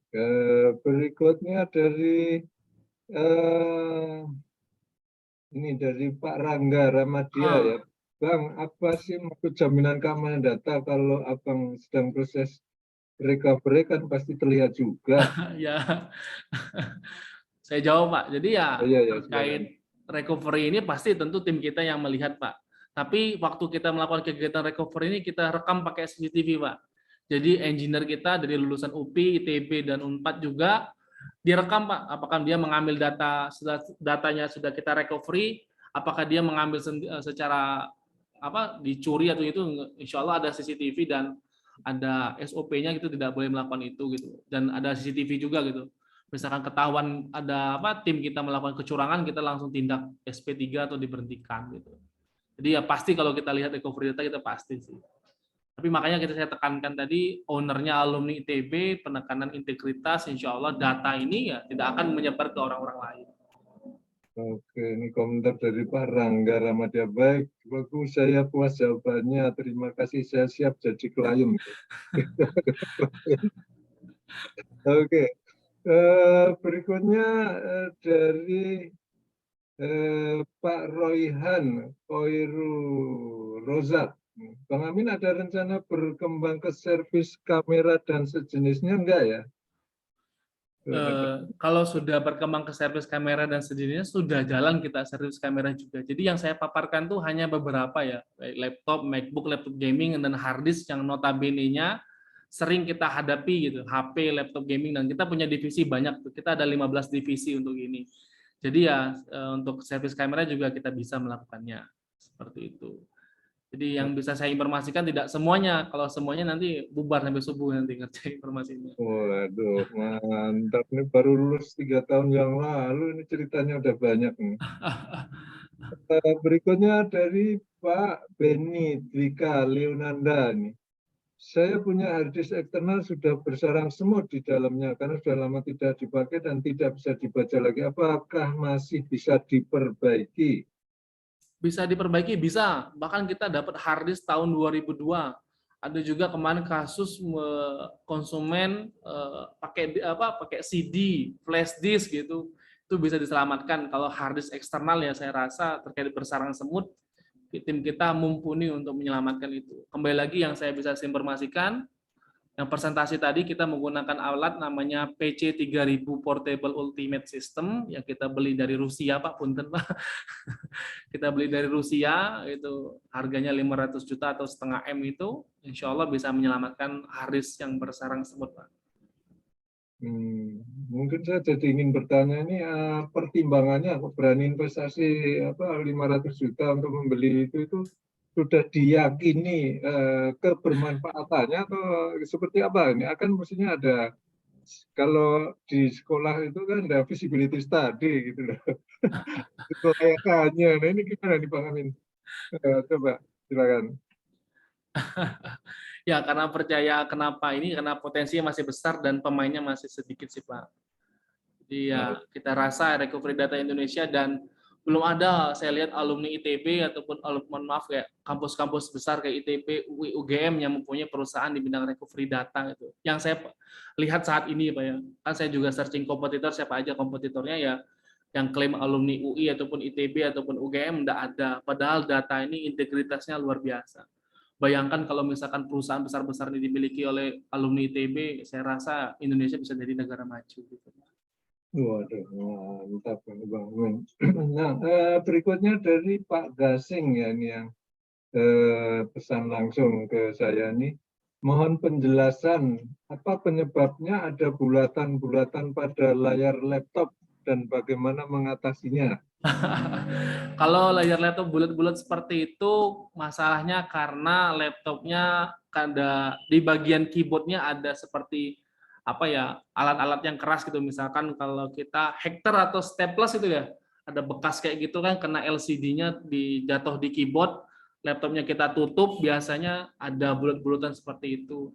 Atau kita ninggalin barang-barang di atas keyboard laptop biasanya kan, terus kita tutup laptop kita, nah itu biasanya pecah LCD-nya. Jadi kalau LCD-nya bulat-bulat hitam itu karena human error kita meninggalkan bahan ataupun alat yang ada di atas keyboard laptop dan kita tutup laptopnya. Gitu. Solusinya ganti LCD, itu nggak bisa diperbaiki. Baik, ini dari Pak Muhammad Ansar. Pernah juga recovery disk 2 kali dengan membongkar dan meletakkan head reader yang menyimpang. Tetapi ada juga hard disk terakhir yang sebenarnya PCB-nya yang rusak. Apakah kira-kira sharing sirkuit diagram dasar dari hard disk yang bisa di-share Oh ya? bisa, nanti kalau Pak siapa nih, Pak Ansar gitu, Ya. mau searching itu biasanya terkait diagram itu di website resminya aja Pak, di PC 3000 tadi Pak. Ada forum-forum diagram dan sirkuit diagramnya, ada forum terkait firmware-nya, jadi semuanya bisa di searching di sana gitu. Oh, Apa? Di sirkuit di sana semua websitenya. Tapi tadi ya syaratnya tadi apa? Harus beli alatnya baru dikasih. oh gitu. Kalau nggak punya alatnya nggak harus dikasih ya. Bisa dikasih sirkuit diagram sama apa firmware yang ada di hard disk tuh. Oh ini banyak pertanyaan ya dari Pak Subangkit nih. Laptop bergaris di tengah vertikal. Ada solusi Pak Amin. Terima Nah, ini kasih. kasus seperti kasus MacBook kemarin tadi, Pak. Saya kan cerita tadi, Pak, kasus MacBook yang kasusnya tadi ini bisa masih share ke saya nggak nih? Share Iya screen. bisa. Masih Silakan. saya. Iya iya. Ini MacBook yang kayak tadi, Pak. Nah, kalau ini sebentar. Kalau kita lihat, nah ini di MacBook ini. Nah, ini biasanya rusak di LCD panel kita di sini, Pak. Nah, ini Pak yang rusak di sini nih. Namanya LCD panel gate kalau kita bilangnya. Itu bisa diperbaiki di bagian sininya. Kalau harga laptop standar bisa 300-400 ribu, kalau harga ganti LCD untuk ganti LCD-nya laptop Bapak tadi bisa sejutaan. Kalau MacBook bisa 15 juta, 10 juta gitu. Nah, tapi kalau di kita servis mulai dari ringan tadi, Pak. Mulai dari ringan. Jadi dari sederhana, Pak. Ternyata kita bisa perbaiki, Pak, LCD panel gate ini, Pak, yang harganya cuma nggak nyampe 10%-nya, atau perbaikannya alatnya juga investasi alat sih, Pak. Kemarin beli alatnya juga 20 jutaan, 30 jutaan sih untuk memperbaiki ini. Oh, ada alatnya ya untuk Ada alatnya, memperbaiki. Pak. Tapi Oh, kalau mau lebih gampang kan tinggal ganti aja LCD-nya kan. Banyak kan orang gitu ya. Ganti iya, spare part biar beres gitu. iya, iya, iya, iya, baik. Terus mungkin saya sambil nunggu pertanyaan ya. Itu tentang jenis-jenis kegagalan, kerusakan dari apa sebuah laptop, notebook, komputer atau periferalnya itu gimana itu? Kan sekarang pasti punya database-nya ya. Oh, Betul. kayak dokter ya, ini oh gini, gini, gini, gini gitu loh. Nah ini perlu waktu berapa lama itu untuk bisa mempunyai database pengalaman memperbaiki peralatan-peralatan terkait dengan komputer ini tadi. Pengalaman saya gitu, Pak ya. Ya, ini kan kalau di kamus kan istilahnya failure mode, nah, gitu kan, mode kegagalan. Ini sekarang kan secara praktek sehari-hari, oh ini kalau begini, nah, itu sebenarnya rusaknya ini, kalau ini rusaknya itu, gitu loh. Nah itu, Oke, kalau saya sih lebih cenderung solusinya itu jam terbang ini sih, Pak. Jadi hmm, kita pertama kan dua hal yang paling penting, Pak ya. Satu, kita punya jam terbang seperti pilot, Pak. Di gambar bagian ini ada jam terbang paling tinggi. Jadi kita kejar kenapa bisa punya kemampuan seperti ini atas dasar jam terbang tinggi dengan cara ya Ada laptop konsumen sama kita beli laptop mati, Pak. Jadi laptop mati yang dipunyai oleh warga-warga, orang-orang kita beli, Pak, yang rusak-rusak itu, Pak. Jadi kayak kegiatan restorasi, Pak. Jadi kita memperbanyak jam terbang dari laptop konsumen, yang kedua dari laptop yang orang punya mati, Pak. Biasanya kita beli harga 300, 1 juta, 2 juta, terus kita perbaiki sendiri, Pak. Kalau ini kan kalau notebook itu kan udah cepat sekali ininya life cycle-nya, itu artinya pergantian versinya itu loh, generasinya itu. Misalkan ini yang dulu mungkin RAM aja itu terbatas, ada yang RAM maksimal 1 giga atau 2 giga gitu kan. Nah itu seandainya ada yang mempunyai notebook versi lama tapi ingin diremajakan, mungkin dengan second atau gimana yang supaya jatuhnya murah juga, itu gimana? Kalau saya pribadi ya, kalau sudah laptopnya sudah jadul ya bahasanya, ya lebih baik tukar tambah kalau gitu, Pak. Oh, tukar tambah. Spek lebih tinggi. Tapi ya saya dapat juga mata kuliah dari Pak Nurudin terkait material, jadi bahwa mesin laptop itu memang benar-benar awet sih, Pak. Terutama prosesor VGA itu memang benar-benar awet untuk laptop sama komputer. Jarang rusak tuh, jarang sih. Bisa punya komputer juga sampai bosan ini nggak rusak-rusak itu. Untuk ngajar itu komputer umurnya udah cukup lama juga. Nah, ini ada nih satu pertanyaan lagi ya dari Pak Moh Ansar ya. Satu pertanyaan lagi, untuk harga servisnya per case atau ada standar harga ya, Mas? Nih. Kalau standar harga ya tadi kita standar harganya adalah 10% dari harga laptop second-nya di pasaran. Oh, oke. Ya, Jadi kalau harga laptop Pak Edi harganya 15 juta, pasaran second-nya, saya ulangi lagi, misalkan laptop Pak Edi harga pasarannya laptop second-nya 15 juta, dan qadarullah misalkan terjadi mati laptopnya, biayanya servisnya maksimal 10%-nya, yaitu 1,5 juta. Oke, ya. Oh ini masih lagi ya. Untuk recovery hard disk-nya bagaimana, Mas? Ya, kegiatan kita recovery HDD, Pak, betul, Pak. Oh itu yang nilai 10% dari second tadi ya, itu? Pak. Kalau enggak, kalau recovery hard disk beda lagi sih, Pak. Ada harganya. Biasanya itu kita tembak mulai dari ringan tadi, untuk harganya tergantung kapasitas laptopnya. Contoh harddisknya, harddisk 1 TB misalkan nih, harddisk 1 TB misalkan. Terus kayak gini gitu kan ya. Ini maksimalnya kita servis tuh harganya maksimal di 860.000. Tapi mulai dari ringan tadi, Pak, kita enggak, kebanyakan sih kasus harddisknya ada yang ringan, ada yang menengah, ada yang berat. Bang, bisa nggak sih penyelamatan data bisa harganya jutaan, puluhan juta, ratusan juta? Bisa. Karena tadi kita butuh alatnya, tadi kita investasi alat, kita butuh donor, donor tuh kayak recovery hard disk-nya seperti operasi jantung, Mbak. Jadi service hard disk recovery datanya seperti operasi jantung gitu. Ya kalau kita butuh jantung yang sesuai, ya kita juga butuh jantung yang sesuai, kita cek donor golongan darahnya, tekanan darah dan sebagainya. Jadi kita bisa cocokkan jantung A ke jantung B gitu. Compatibility-nya ya, ini ya, harus punya pengetahuan padanan ya. Iya, betul. Padanannya betul.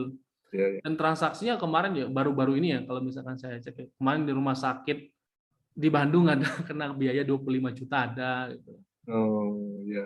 Itu komputer seperti apa yang harganya biayanya sampai 25 juta itu? Itu harddisk, tadi kan pertanyaan tentang recovery harddisk ya, Pak. Jadi ya harga penyelamatan datanya 25 jutaan, Pak. Oh ya. Oke.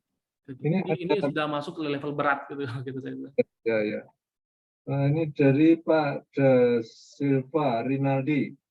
Apakah menerima servis dengan cara kirim melalui ekspedisi? Untuk menerima servis melalui ekspedisi, namanya website kita kan tadi Recovery Data Indonesia ya. Jadi kita menerima dari seluruh Indonesia. Kemarin juga kita baru dapat konsumen dari Bangka Belitung, dari Riau, dari Maluku, dari Banjarmasin juga ada untuk recovery data. Ya. Oh, ada juga enggak misalkan ini dari tempat servisnya dia harganya lebih mahal, terus kemudian kirimkan aja ke tempat pengamin 300.000 dia pasang tarifnya 3 juta. Itu gimana tuh? Gimana Pak? Kan ada misalnya nih katakan ada tempat servis komputer atau notebook atau laptop itu kan. Dia nerima gitu kan nih jasanya dia 3 juta terus kemudian dia dikirim aja itu servisnya ke Bang Amin gitu loh. Boleh Kan boleh gitu loh. Gimana itu? Boleh Pak, silakan Pak. Biasanya kemarin juga kalau Bapak Ibu sekalian searching di Bang Amin IT sini, kalau kita searching di Google, di bagian, kalau kita kan searchingnya di bagian ulasan ya Pak ya. Nah di ulasan sini juga apa namanya? Kita dapat kiriman dari luar kota juga ada. Kemarin juga dari Riau kemarin. Dia ke service center harga 10 juta, 11 juta, di kita cuma 1,8 gitu. Dosen kemarin Pak siapa? Kang Ahmad Rifki, Mas Rifki juga ada di ya, dosen kita ya belum dosen ya S3 Pak partnernya Pak Ramadan, Mas Rifki. Kemarin dia ganti LCD, disuruh ganti LCD 10 jutaan, di kita beres cuma 1,7 kemarin beres setahu saya. Ya. Oke. Jadi kalau dikatakan bisa kirim dari luar negeri, nah ini di luar negeri ya kita nih. Nah ini ada informasi nih Pak, bisa ke-share nggak di sini? Saya buka ulasan dari Google-nya langsung nih, ada orang, dia ada ceritanya, dia dari Riau setahu saya kemarin tuh dia kirim. Baik. Ini mungkin itu ada yang angkat tangan ya Pak Parwianto ya. Kalau mau menyampaikan langsung silakan nih Pak Parwianto. Selamat sore Pak. Jadi sama Pak Amin. Begini Pak, saya tuh cuma pemakai, saya belajar komputer tuh masih dia pakai Panskart itu ya. Jadi kalau itu masih ke ITB gitu. Tahun berapa tuh saya lupa. Terus saya ngikutin dari XT, AT, Pentium sampai sekarang, tapi cuma ngerjain aja pengguna gitu Pak. Nah kalau saya menservis kemana gitu selalu saya tungguin. Tadinya supaya saya pinter, ternyata nggak pinter juga Pak. Lupa aja benerin. Nah kemarin terjadi begini Pak, nggak tahu gimana tuh salah apa. Pokoknya itu Windows tuh jadi rusak hilang, kemudian diinstal ulang. Nah, hard disknya itu nggak bisa dibaca sama sekali. Aduh. Nah, kebetulan ada teman saya, di gimana, pokoknya dia bisa ngoprek lah. Dia ngambil untuk restore aja, jadi mengembalikan asal itu, dia pakai software yang ada di website gitu, Pak. Nah, dia nyoba beberapa software kan. Nah, ternyata ada beberapa software itu nggak bisa. Nah terakhir itu ada pakai yang Asus. Nah itu tuh bisa Pak, jadi bisa kembali lagi datanya. Cuma waktu kembali lagi tuh nggak semua, jadi umpamanya ada file dari Word gitu Pak. Nah waktu diklik itu ada yang bisa, ada yang dia notasinya tuh tidak mensupport formatnya gitu. Nah itu sebenarnya gimana tuh Pak? Itu aja dulu Pak, terima kasih. Oke, siap Pak. Terima kasih atas pertanyaannya dari Pak Rubijanto. Jadi terkait data itu Pak, di tim kita juga pernah Pak. Jadi kalau kita lihat perkembangan usaha kami, kalau pertanyaan tadi bisa nggak diselamatkan datanya, kita bisa Pak. Pakai tadi alatnya Pak, saya searching ini kalau Bapak mau lihat, kita di PC 3000 Ultimate Portable System ini Pak, alatnya Pak. Nah ini website resminya Pak. Saya share ini ya. Sebentar. Nah, ini alatnya PC 3000 Portable Ultimate System ini, di searching di Google ada. Nah, alat ini yang bisa menyelamatkan data itu, Pak. Kalau pakai IACUS itu hanya software belaka, Pak. Sedangkan kalau PC 3000 juga hardware, juga software, juga firmware juga. Nah, ini alatnya, Pak. Seperti itu. Jadi kalau dikatakan bisa atau tidak, insya Allah kita bisa bantu, Pak. Insya Allah bisa kita selamatkan Pak datanya, Pak. Enggak, maksudnya pertanyaan saya gini, dari segitu banyak tuh mungkin 90% lebih itu bisa dikembalikan datanya. Betul, Pak. Cuma kok aneh ada yang Word-nya jadi sama Word, yang satu bisa dibuka, Tapi yang satu lagi dia bilang formatnya tidak mendukung, cuma gitu aja notasinya. Jadi dari pakai yang tadi itu yang cuma software itu ternyata 90% tuh bisa recovery lagi lah, bisa terselamatkan gitu. Nah, maksudnya software itu bagaimana? Ternyata ada beberapa software yang ada di Google itu bisa juga, cuma memakainya tuh kebetulan sudah nyoba berapa kali yang namanya itu ya Asus itu yang berhasil gitu. Cuma kenapa dari berhasil itu ada juga yang masihnya begitu diklik si filenya itu kok ada tulisan dia bilang tidak mendukung format, padahal sama-sama Word-nya di situ. Jadi satu Word bisa, Word yang lain nggak bisa gitu. Nah itu sebenarnya di mana letak kesalahannya? Kalau letak salahnya satu, aplikasi YaSeus itu Pak hanya berbasis software Pak, dan menghasilkan terselamatkan datanya itu ada berapa lapis Pak. Jadi semacam kalau kita di bidang recovery data itu tertimpa Pak. Jadi YaSeus itu hanya bisa satu level Pak. Kalau alat ini bisa sampai 10 level Pak untuk mendapatkan datanya yang tidak korup Pak. Jadi data Bapak tadi yang terselamatkan datanya 90% tapi dibuka nggak bisa kan Pak ya? Tidak mendukung formatnya ya? Enggak, cuma dari 90% cuma 1-2 aja yang nggak bisa. Itu datanya korup artinya Pak. Data yang terselamatkan datanya korup Pak. Gitu. Karena korup aja ya. Soalnya yang lainnya dari 90% itu cuma 1-2 aja nggak bisa. Yang ditulisnya katanya di situ nasi formatnya tidak mendukung. Jadi kok yang lain bisa semua. Padahal cuma pakai saya nggak tahu dia dapat dari mana. Kok tahu gitu ngambil software untuk padahal itu filenya banyak sekali tuh. Ini bisa terselamatkan gitu. Tadinya saya cuma mau nanya itu aja. Jadi kan sekarang itu banyak yang memang tadi kayak layer-layer itu ya. Iya Pak, level Pak. Juga. Jadi kalau itu mungkin cuma 1-2 layer sih, kalau pakai alat Bapak mungkin bisa 10 layer sih, mungkin di situ lah katanya ya. Pak. Ya udah coba. Oke Pak. Soalnya saya cuma pemakai tapi nggak bisa benerin gitu Pak. Masih. Siap Pak, kalau mau saya minta tolong bantu saya bantu benerin Pak. Bantu selamatin data yang rusak kemarin Pak. Ya. Silakan. Kalau yang monitor gimana Pak? Saya banyak monitor tuh pada mati suri itu nggak? Itu mah tetap diganti ya. Bisa Pak, bisa kita bantu Pak. Monitor diperbaiki, biasa kan di panel di motherboardnya ya, chillboardnya rusak gitu biasanya. Ya memang saya pernah seperti tadi cerita Bapak itu mesti ganti LCD-nya. Terus kemudian ada teman dia nggak usah ganti CD, cuma 150 perak bisa nyala lagi emang gitu. Itu memang banyak sih pengalaman. Siap Pak. Maaf ini jadi masuk kemana-mana. Terima kasih. Mari Pak, mari Pak. Terima kasih. Baik, ini ada pertanyaan lagi dari Pak Gunawan ya. Apakah semua jenis hard disk dari PC lama bisa diganti dengan SSD agar PC kita bisa lebih cepat? Bisa. Apakah semua bisa lebih cepat? Bisa. Ibaratnya kalau hard disk sama SSD itu ya seperti kita menggunakan mobil apa ya. Kalau mobil Innova sama mobil Rubicon yang lagi kasus ya. Mau kayak mobil yang lebih canggih lah intinya ini. Oke. Nah, berikutnya dari Pak Mesha nih. Apakah semua data di Google yang hilang bisa dikembalikan juga, Pak? Di Google tuh jadi di Google Drive datanya, terus datanya terdelete. Itu biasanya dari Google sendiri bisa kok selamatin datanya asal masih dalam waktu 1 bulan. Dari Google sendiri dia mengasih bantuan untuk nyelamatin datanya. Tapi kalau sudah misalkan sudah hilang lebih dari sebulan, itu biasanya ada Google melakukan penghapusan secara permanen di data centernya sih Pak. Gitu. Baik.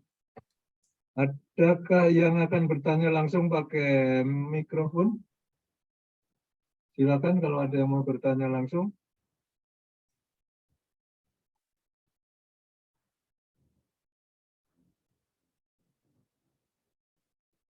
Ini ada lagi muncul dari Pak Adi Kias ya.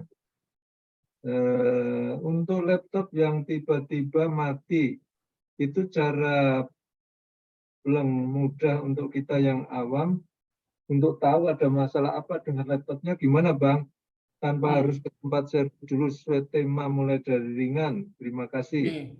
Tadi kalau saya itu ada Kalau kita itu saat ada konsumen ke sini, kita menginformasikan 7 kegiatan yang biasanya menyebabkan laptop mati. Bahasanya masalah yang sering terjadi pada laptop sehingga laptopnya mati. Jadi kalau Pak Adi Kias menyimak dari awal, saya pernah menginformasikan bahwa laptopnya itu bisa mati gara-gara namanya baterai CMOS yang ini bentuknya tadi. Nah ini. Jadi kalau ditanyakan untuk tahu ada masalah apa dengan laptopnya seperti apa, ya jadi kalau itu ya dicek chargernya, dicek ada langkah-langkahnya seperti apa, nanti bisa saya informasikan via WA kalau mau informasi secara detailnya kegiatan seperti apa, karena kita sesuai mulai dari ringan. Nah sebagai contoh yang saya share gambar ini di sini. Ini gambar mesin laptop kita, jadi laptop yang kita pakai semua tuh isi mesinnya seperti ini, kotak kayak gini. Dan laptop menyebab mati total gara-gara baterai CMOS yang ini, Pak. Biasanya diganti baterai ini aja, laptopnya langsung hidup lagi, Pak. Kebanyakan, Pak. Namanya baterai CMOS gitu. Untuk tahu gimana langkah-langkahnya nanti saya jelaskan secara via WA aja. Tapi secara garis besar ada beberapa 7 kegiatan tadi, salah satunya ganti baterai CMOS seperti ini udah beres. Seperti itu. Baik. Ada pertanyaan lagi? Udah makin panas. Makin panas. Wah, semakin seru ini. Secara normal, berapa lama masa hidup baterai CMOS? Ya. Secara normal itu seharusnya minimal 2 tahun. Oh, 2 tahun ya? 2 tahun. Nah, di 2 tahun ini, minimal 2 tahun, maksimal 4 tahun. Nah, ini bagaimana mengapa baterai CMOS bisa umurnya makin pendek, satu laptopnya tiba-tiba dipaksa dimatiin. Nah, itu biasanya menghambat baterainya. Satu itu. Jadi kalau misalkan lagi pakai laptop terus kita tekan tombol powernya langsung gitu kan ya, itu mengurangi masa hidup baterai CMOS-nya. Yang kedua ya di penggunaan laptop tidak pernah dirawat ya, seperti kalau bapak-bapak punya motor nggak pernah diganti oli gitu. Kalau nggak pernah diganti oli ya laptopnya, motornya bisa, mesinnya bisa turun mesin bahasa orang tadi. Nah di laptop juga bisa turun mesin gitu juga. Kalau nggak dilakukan maintenance hardware namanya, dibersihin laptopnya dan sebagainya, ganti pasta, ganti baterai CMOS dan sebagainya. Jadi saya rasa banyak sekali di dunia IT terutama laptop ini banyak semacam edukasi untuk membuat laptopnya itu awet. Kalau dikasih garansi dari resmi laptopnya 2 tahun, bisa jadi 4 tahun, 5 tahun dengan cara dirawat dengan maintenance hardware. Yang kedua tadi, kalau laptopnya nggak pernah diganti oli, motor nggak pernah diganti oli, ya laptop motornya nggak bisa ngegas bagus-bagus gitu. Jadi kayak nggak bisa ngegas banget gitu. Nggak enak lah bahasa kalau kita pakai motor kok kayak ada yang kurang. Nah, laptop juga kalau nggak dilakukan pembersihan, pergantian baterai CMOS dan sebagainya, pasta dan atau melakukan perawatan, tidak melakukan perawatan, serasa laptopnya emang nggak kerasa optimum seperti baru beli saat beli baru laptopnya seperti itu. Ya ini tadi dari Pak Adi Kias tadi ini ditunggu 7 langkahnya Pak. Terima kasih. Ini mungkin di materi tadi ada ya harusnya ya. Boleh nanti saya kirim via WA boleh. Oke. Terus kemudian Pak Parwianto, ini apakah lama tadi di Cipadung? Ini bukan Cipadung ya, Cigadung. Bisa kesasar ke arah itu Bandung, arah luar kota ini kan, ke arah Cimahi ini. Cigadung Pak, kita di Cigadung, dekat Tubagus Ismail, dekat makam pahlawan. Nah ini ada pertanyaan lagi dari Pak Eldiansa nih, sharing yang luar biasa hari ini, terima kasih Bang Amin. Saya ada pertanyaan, kalau external disk passwordnya lupa dan nggak bisa dibuka lagi, apakah data-datanya bisa di-copy? Ini biasanya kasusnya namanya kasus hard disk kena BitLocker. Laptop Bapak biasanya merek Dell, laptop luar negeri. Kalau misalkan di internal hard disknya. Kalau di eksternal ini biasanya kita lakukan recording sih Pak. Insya Allah kita bisa Pak. Kita melakukan kegiatan servisnya juga nggak perlu Bapak ke kantor, kita remote pakai TeamViewer ataupun AnyDesk menyelamatkan datanya. Penyelamatan data barangnya tidak harus datang ke workshop ya, jadi bisa di Bisa Pak, kalau kasusnya lupa password ya. Kalau kasusnya rusak di hardware-nya nggak harus dibawa ke kantor. Iya, iya, iya. Baik. Ada pertanyaan lagi? Terima kasih Bang Amin, boleh di-share nanti ininya ya, nomor mobilenya, WhatsApp-nya. Terima Boleh kasih. Pak, Wah, siap ini Pak. saya ini mau langsung kirim komputer nih.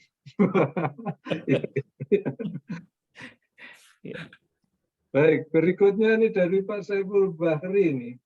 Apakah benar kalau ganti baterai laptop, operating system masih mengingat kinerja dan spek baterai lama? Apakah benar kalau ganti baterai laptop, OS masih mengingat kinerja dan spek baterai lama? Bisa, jawabannya. Oh ya, ini benar atau tidak? Ini benar ya? Iya kan, apakah ya? Benar, benar, bisa. Gitu ya, benar. Oke. Apakah ada pertanyaan lagi ya yang akan disampaikan secara langsung di mikrofon? Oh, ini ada lagi pertanyaan menyambung tadi ini Pak Saiful Bahri ya. Caranya bagaimana Pak melupakan baterai lama? Oke, biasanya di setting baterai caption nanti kalau mau saya kasih linknya deh, step by step-nya gitu, cara websitenya seperti apa. Nanti saya kasih linknya aja deh, link langkah untuk melupakan kinerja baterai lamanya. Oh, oke. Ya, Saya via WA nanti saya informasikan WA saya, nanti bisa saya kasih linknya. baik. Ada ini udah terima kasih Pak, minta WA-nya ini kan. Nomor WA-nya apa bisa di di share ini. Ya Pak. Di slide tadi apakah ada ini nomor WA Bang Amin ini? Kalau enggak Boleh nomor WA nanti saya kirim ke. ketik di sini ya mungkin ya. Ini nomor WA Bang Amin.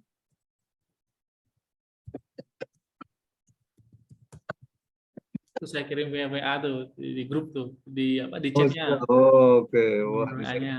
dapat ini saya udah ngetik sekencang-kencangnya salah sama Bang Amin. Nah, itu.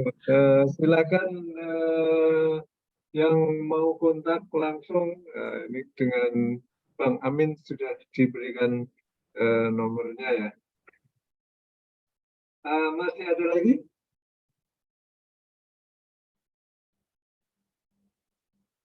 Kalau nggak ada, kita akhiri acara sore hari ini.